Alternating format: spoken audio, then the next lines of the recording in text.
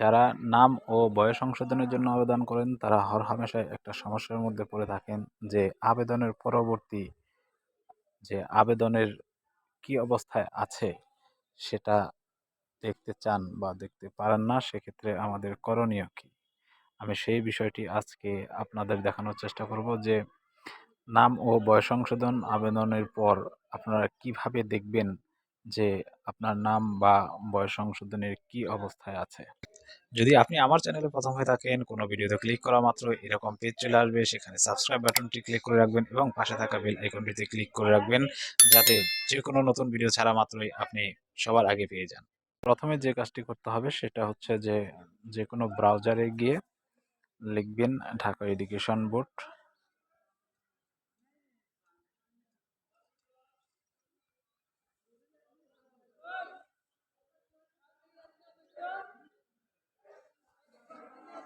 গোতে টিভি দিবেন, দেওয়ার পরে দেখবেন প্রথম যে লিঙ্কটি আছে ঢাকা এডুকেশন বোর্ডের, সেখানে আমরা ট্যাপ করব।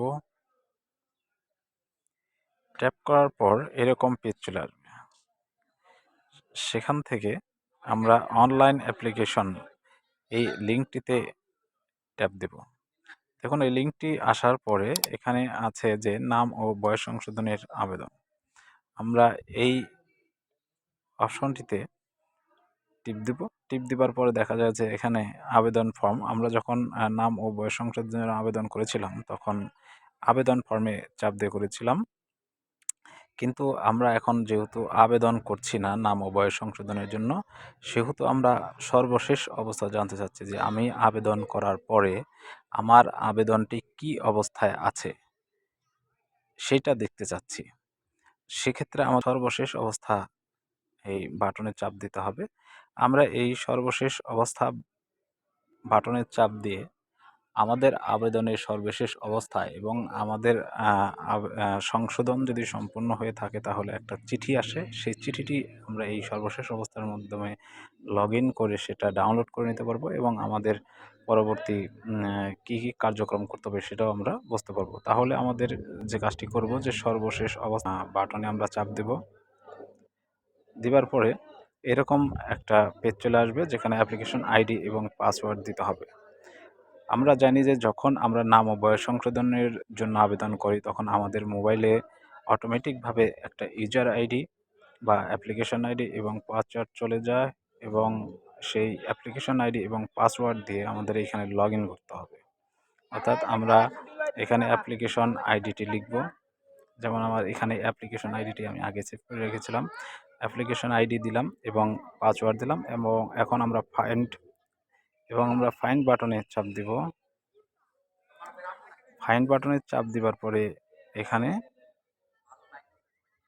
আমার পেজের অ্যাপ্লিকেশনের বর্তমান অবস্থা চলে আসবে। দেখুন এখানে লেখা আছে যে প্রক্রিয়াধীন। এখানে একটা বাটন চলে আসছে প্রিন্ট অর্ডার।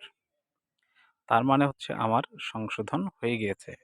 যখন সংশোধন হয়ে যাবে তখন দেখবেন যে এইরকম নিচের তথ্য দিয়ে ডকুমেন্ট উত্তোলনের জন্য আবেদন করতে পারবেন। নিচের বাটনে ক্লিক করুন, প্রতিষ্ঠানে যাওয়ার প্রয়োজন নাই লেখা আছে।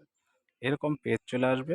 এরকম পেজ যখন চলে আসবে এবং অ্যাপ্লাই ফর ডকুমেন্ট, যখন আমাদের নাম বা বয়স সংশোধন হয়ে যাবে তখন ডকুমেন্টের জন্য অ্যাপ্লাই করা যাবে।